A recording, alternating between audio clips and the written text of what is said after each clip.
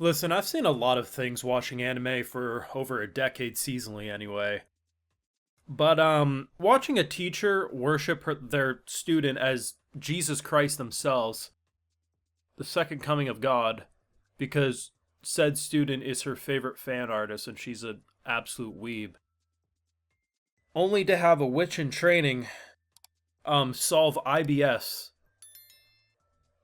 with a spell because he's too embarrassed to go take a shit out of fear of bullying. So then he has a little spell he does. He does this with his arms and he like his presence is mostly gone. You could sum this episode down as Jesus Christ. It helps a guy take a shit with magic. And then to top it off, you have this girl who transforms into a cat and then sits on our boy's lap.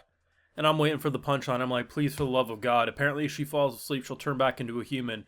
And she does turn into a human, but they don't notice because our new boy finished his little Kinder Surprise evolution line, and they were focused on that.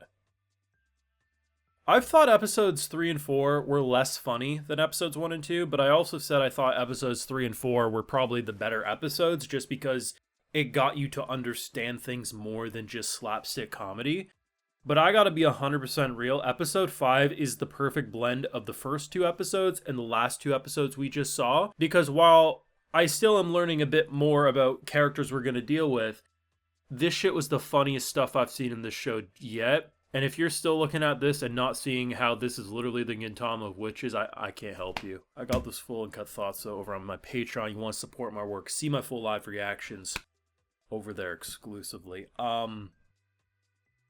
If you go back to my first couple of episodes I covered on this show, episodes 1 and 2, I said I loved the teacher. I just loved her reactions. I loved seemingly how weeby she was. And honestly, having a teacher look into the distance and seeing a bobblehead student just barely keeping himself up straight was hilarious to me. So I was very ecstatic to learn that, okay, we're getting her. And I wasn't sure what they're going to do, and boy golly did they deliver. The thing that I quite like about this show is they don't let things that would normally be long-term dumb things remain. And one of the biggest ones is keeping Nico a secret alongside Moy, because both them being an ogre and her being a witch, she's too stupid and clumsy to keep that a secret. So the idea that you can now have him pick up cars and the fact that they know magic's in the school is a much more effective strategy for long-term comedy and not make the viewers pull their hair out because they're frustrated, like, how are characters so stupid and not noticing the very clear magical bullshit going on. And another thing I like is the fact that she tries to keep her weebiness a secret,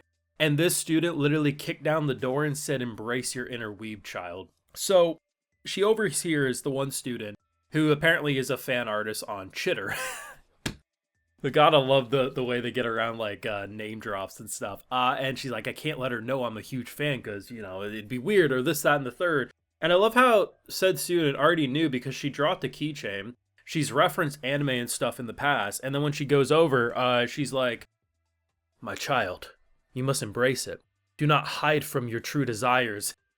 She literally looked at her in this episode like she was the second coming of Jesus Christ. And the fact that usually when you have relationships with teachers and students, and they're more than just teachers and students, they try to write it romantic.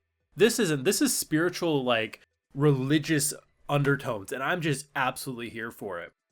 But I ain't gonna lie, as much as I thought there'd be no way for me to enjoy something more in the episode than the teacher stuff, because she's so far been my favorite aspect, the IBS shit was fantastic. So here's the thing, which is interesting, and it's always, like, depending on schools, it can always be different. But it was a common enough thing that, like, boys growing up, like, would be made fun of for taking a shit at school. And every girl I ever talked with was like, no, we just rip ass in the stalls next to each other. We're fine with it. So the idea that he used to get bullied for taking a shit at school, but, he's got a rumbly tummy. I get it. I do. The thing is, boy, just get up and go take a shit. Especially, like, the easiest way to do it would be in the middle of class because you could just say, I need to go take a piss.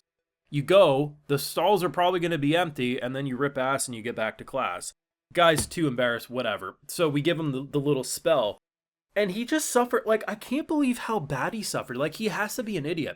He struggled to open the door, which would have been very easy even with the pose. He manages to do it. He gets startled by the Donkey Kong looking teacher, and then by the time he gets to the stall, he's like, oh my god, my clothes are on. Boy, you're in a stall. Uncross, take the pants down, cross back, you're fine. What ends up happening is he gets the realization that they're like, oh no, we're adults now. We don't gotta bully people for ripping ass in the stalls. But still, what a dummy. But I love the idea that they confirm a plot relevant thing. So the more good deeds she does with her magic, the more her crystal in her wand lights up. If it gets to full white, she's a proper witch. She gained experience for helping someone with IBS. Is this show for real? And then you have the cat stuff, which I thought was funny. I mean, you know, when you introduce someone who I thought was going to be like a romantic rival for Moy, who just turns out to be a funny kind of frenemy, and then you introduce a girl who I guess is more of a love interest kind of style because she's jealous of Nico having a familiar who's that strong. I love how her first thought too was him shirtless with his abs and muscles showing, and then she just sits on his lap and purrs.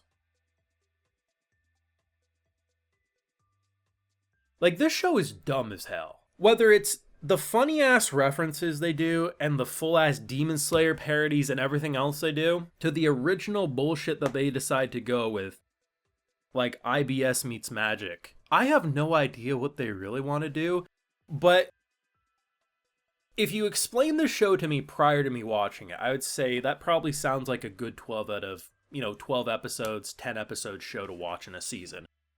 But this is one that I am very, very happy is a 2-core because while it is very slapstick comedy and situational jokes, I am dead ass like enjoying the character pairings and the growing bonds they have. And honestly, I love how there isn't a single thing I would currently change about this show, other than maybe delivering 2 episodes every week rather than 1, but that's just the greedy bastard in me. But either way, IBS magic hits different, and Jesus Christ, man. Where has this show been all my life? I don't know. You tell me. Favorite moment of the episode, I definitely think the toilet humor was the best, but as someone who really likes this teacher, I love the fact that she got called out, and rather than like being made fun of or going weird or super cringy, it's just embrace your weeb, my child. Like, it just speaks for itself. But yeah, your thoughts down below. Favorite moment, and do you agree with me? Was this the funniest episode? Because I definitely thought so, but I've seen every episode be someone's favorite at this point because, comedy be subjective, but, my feelings. Your thoughts. Leave a like if you enjoyed. Subscribe if you're new around here. Of course, ring that bell. And like I mentioned, we got those full live reactions over on my Patreon. And hey, while you're over there, I'll just give you a video shout out. All right, so today we got Spectre, Dylan Fujimoto, Maud, Abysmal Artist, Ben Matthews, Kenneth Peer, Korea, D, the RPG Ghost, and we also have Taro Sutorare. So I appreciate the support, everyone. Please take care. Have a good one.